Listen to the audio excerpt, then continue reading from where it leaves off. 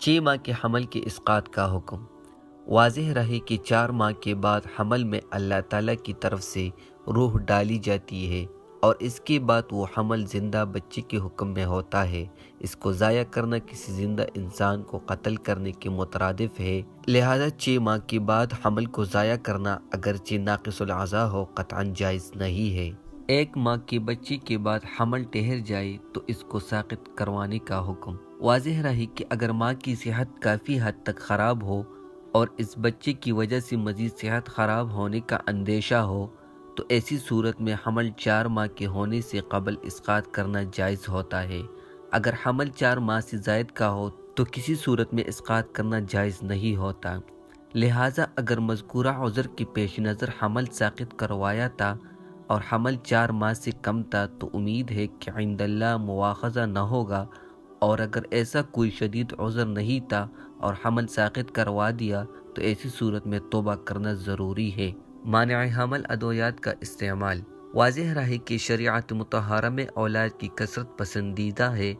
احادیث مبارکہ میں بھی زیادہ بچے جننے والی عورت سے نکاح کرنے کی ترغیب دی گئی ہے، لہٰذا اگر ضرورت کی حالت کے علاوہ محض بچوں کی دیکھ بھال اور تربیت مشکل ہو جانے کی اندیشے سے حمل کو روکنے کی کوئی بھی تدبیر اختیار کرنا مکروہ ہے۔ ہاں، اگر ماہر دیندار ڈاکٹر سے یہ مشورہ دے کہ فی الحال حمل سے عورت کی جان کو خطرہ ہو سکتا ہے، یا دودھ پلانے والی عورت کی دودھ میں خرابی پیدا ہو کر دودھ پیتی بچے کو نقصان ہو سکتا ہے، یا کوئی اور معقول وجہ بیان کرے، تو اس صورت میں حمل ٹھہرنے سے پہلے عارضی مانع حمل تدبیر خواہ وہ ادویات کی صورت میں ہو یا کسی اور مانع کی صورت میں ہو جائز ہے، تاہم عورت کی تولیدی صلاحیت کو بالکلیہ ختم کر کے اس کو بانجھا کر دینا جائز نہیں ہے۔ بیوی کے حکم پر ڈاکٹر اسقاط حمل کر دے تو غرہ ڈاکٹر پر لازم ہوگا یا بیوی پر۔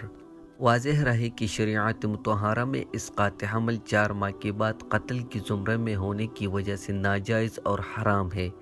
کیونکہ 4 ماہ کے بعد بچے کے اندر روح پونک دی جاتی ہے،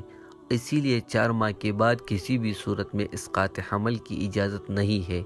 پھر اگر بیوی شوہر کی اجازت سے اسقاط حمل کرائے تو اس صورت میں کسی پر بھی دیت یعنی غرہ لازم نہیں ہوتا، البتہ میاں بیوی دونوں گناہگار ہوگی، اور اگر بیوی شوہر کی اجازت کے بغیر اسقاط حمل کرائے تو اس صورت میں بیوی کے عاقلہ پر شوہر کے لیے غرہ یعنی ایک غلام کی قیمت یعنی 500 دراہم 131.25 تولہ چاندی یا اس کی قیمت ادا کرنا لازم ہوگی۔